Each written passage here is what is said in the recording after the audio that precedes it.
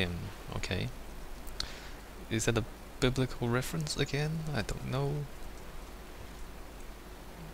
And look at the distance. Look at this. Look, we were there before, weren't we? We started from there. It's a fairly big level. You know what I'm saying? There's a source. We're seeing distance, and we were walking from there to here, so we could see all the detail when we were up close over there. And now we're seeing all the detail when we're up close here. How did they manage to fit this much detail into my crappy video card? I don't understand. And all of this, like all of these waving plant things, there's a lot of this stuff here. More than Oblivion. I think as much as Skyrim. And both of those games, I couldn't manage this sort of frame rate. What's that sound? Or maybe I can manage this sort of frame rate. I don't remember with Skyrim.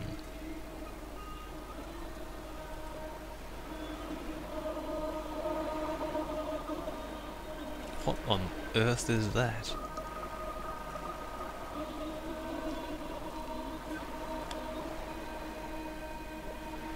Alright, I think we should have stayed on the road, but there's a separate path here it seems like, so let's just walk across here. From here, I can see my armada. I collected all the letters I'd ever meant to send to you, if I'd have ever made it to the mainland, but had instead collected at the bottom of my rucksack, and I spread them out along the lost beach.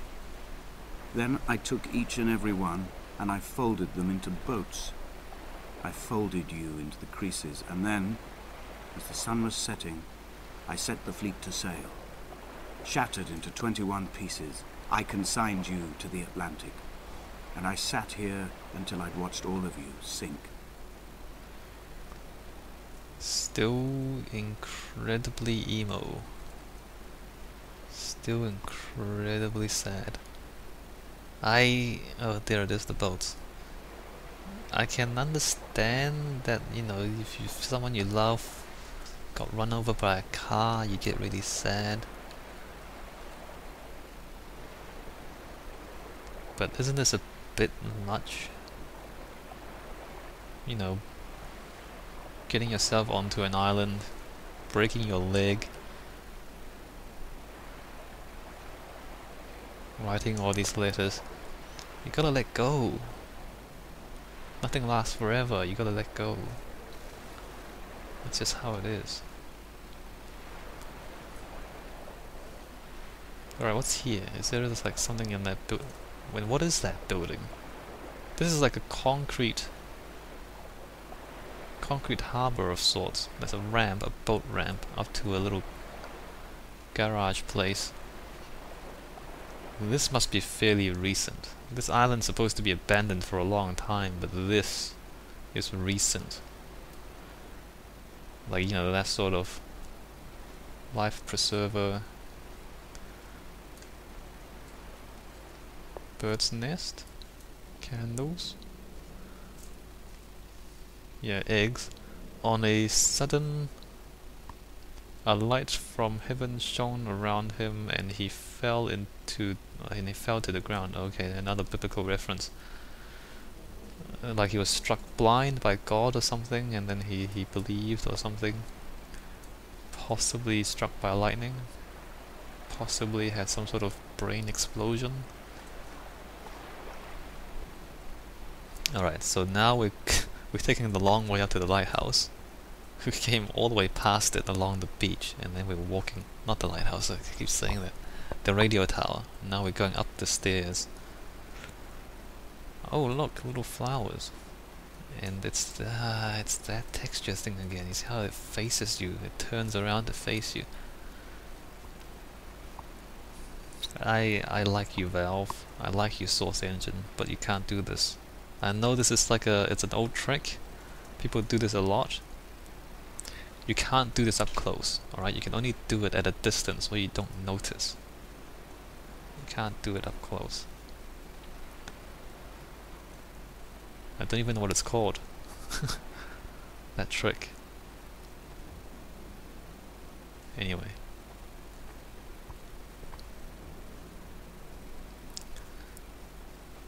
We're almost there, guys. I think. Almost there. I spent money on this. Was it worth it? I honestly am not sure. I honestly am not sure. Okay, let's just keep going until the end of the game, and we'll decide. When Paul keeled over dead on the road to Damascus, they resuscitated him by hitting him in the chest with stones gathered by the roadside. He was lifeless for 21 minutes, certainly long enough for the oxygen levels in his brain to have decreased and caused hallucinations and delusions of transcendence. I'm running out of painkillers, and the moon has become almost unbearably bright. This guy is going nuts. Yeah, Paul on the way to Damascus, was that when he was struck down by the light from God or something? I don't remember. I don't know. I don't know my Bible. Candle.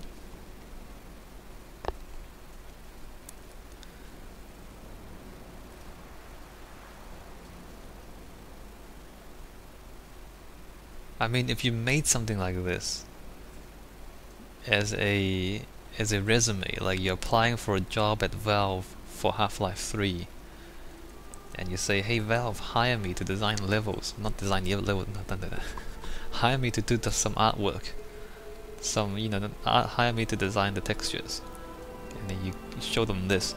Maybe that would work, but to actually make I've begun my voyage in a paper boat without a bottom. I will fly to the moon in it. I've been folded along a crease in time, a weakness in the sheet of life. Now you've settled on the opposite side of the paper to me. You can see your traces in the ink that soaks through the fibre, the pulped vegetation. When we become waterlogged and the cage disintegrates, we will intermingle. When this paper aeroplane leaves the cliff edge and carves parallel vapor trails in the dark, we will come together. He is completely gone. I guess he's just here to die, maybe. I mean, Esther's gone. I guess he's just here to kill himself. Okay, what was I saying? Yeah, like if you're, if you're doing like you did a job application or some kind of technology demo or some kind of portfolio piece. Yeah, okay. But as something you sell for money, I don't know if that's a. Should we allow that? I think there's not much here. And as he was proceeding on his journey, okay, more things to read. Like there's nothing. There's no game. There's no gameplay. And okay, I guess if there's no gameplay, well then does it? Wait a minute. Do I have to walk? I do, don't I? Do I walk up there, or do I come back this way and go up? What is that? Have I been to that candle? I don't think I have. Anyway, like, I mean, if you don't have gameplay, or it's just a sort of interactive movie, no, I think there still needs to be more stuff to qualify as something you can charge money for, If the game look, there's 4 chapters. We're at the 4th chapter. We know that. If the game was slightly open world, maybe if there was 10 times as much content, maybe if there was some sort of randomness in the environment, not just the story, so that it's infinitely replayable. Then and it's this variability, so it's not just a static, moon. Maybe there's day-night cycles, maybe there's weather effects, but basically it's just this beautiful world that you can explore, and it's changing and it's different every time you look at it. Then maybe you can charge money for it. I feel like, if it feels like this is it's a good job. It's not a finished, it's not complete as a game. There's not enough here, I feel like. I don't know. Like, I don't want to. Whoever made this obviously is pretty good at what he does. I just don't know if. you know, it's halfway there, or possibly even it's like a quarter of the way there. It's a quarter of the way towards being something really, really awesome, instead of just being awesome for what it is. If that makes sense. Like if it's just okay, it's a technology demo, or okay, it's just beautiful landscape. So it's awesome as beautiful landscape. Yeah, that's successful. But instead of just being that, it's about a quarter of the way to being just objectively awesome. Being a complete experience, like, you know, Braid is a complete experience. The gameplay is there, the music is there, the artwork is there, the story is there, you know, it's complete. Here we have the artwork and a bit of the music, and there's no gameplay. So it's not wholly, you know, it's not fully there. I'm sure that makes sense by now. And was come near to Damascus. We're building up to something, but I'm already kind of a little bit sick of it, because I know what's going to happen. He's going to die. He's going to jump off a cliff or something and kill himself. I can see it coming. And he was... If only Donnelly had experienced this, he would have realized he was his own shoreline, as am I.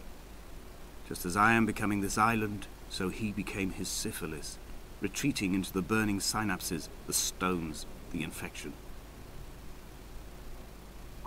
What? Does that make sense? No. And there was 3 days without sight, and neither did he eat nor drink. 3 days without sight, didn't eat or drink, struck by a light.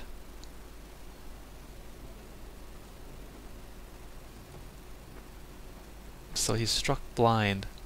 Okay, this is about a sort of revelation, isn't it? Like you're struck blind and then you magically see a greater truth. Kind of like the Matrix trilogy. You know how Neo goes blind in that set of movies? Like you're struck blind, but in the act of doing so, a greater truth is revealed to you. Apparently. And we're climbing up again. Like in the game, you notice there's this theme of falling down and climbing up and falling down and climbing up. I guess that's a metaphor for a hard life. Returning to my car afterwards, hands still shaking, and a head split open by the impact.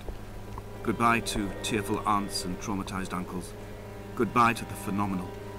Goodbye to the tangible. Goodbye Wolverhampton. Goodbye Sanford. Goodbye Cromer. Goodbye Damascus. This cliff path is slippery in the dew. It is hard to climb with such an infection. I must carve out the bad flesh and sling it from the aerial. I must become infused with the very air. Yeah, we can see what's coming, can't we?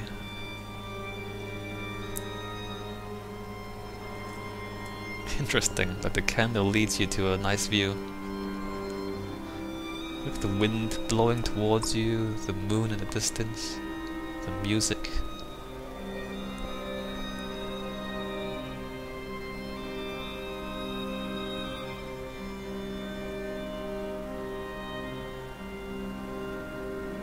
It's a little bit too drawn out. Oh, the music's really good.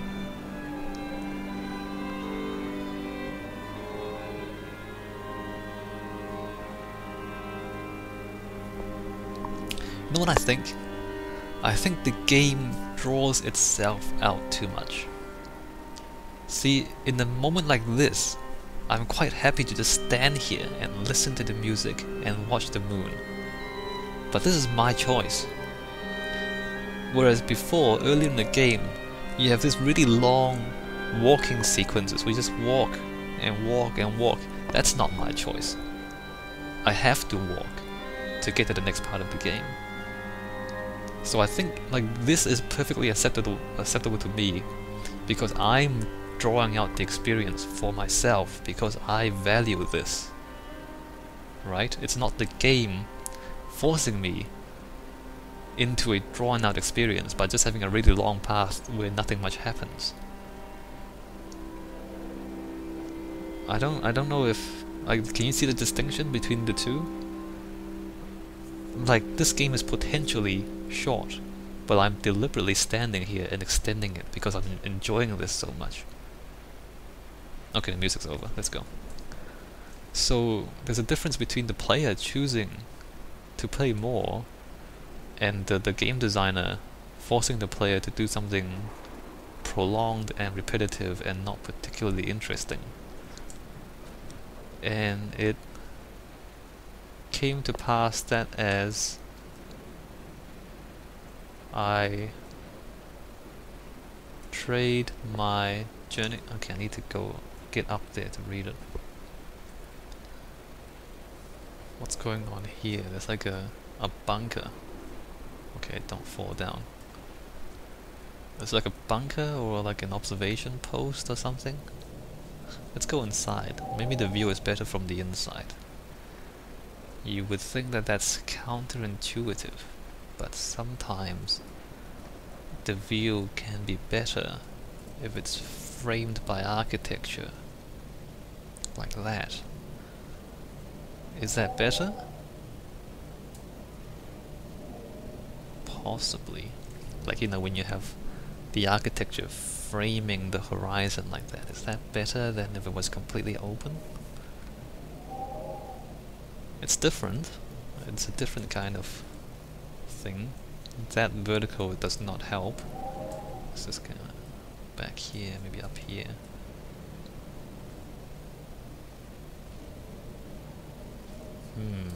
Yeah, so sometimes views are actually better when it's framed by architecture. Oh wait, there's more chemicals. Alright, so what does it say? And it came to pass that... Okay, let's walk up there.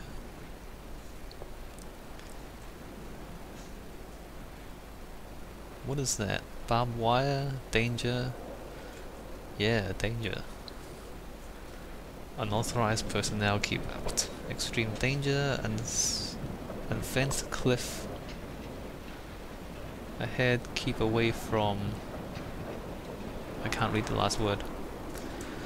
And it came to pass that as I made my journey... Cool. And it came to pass that as I made my journey and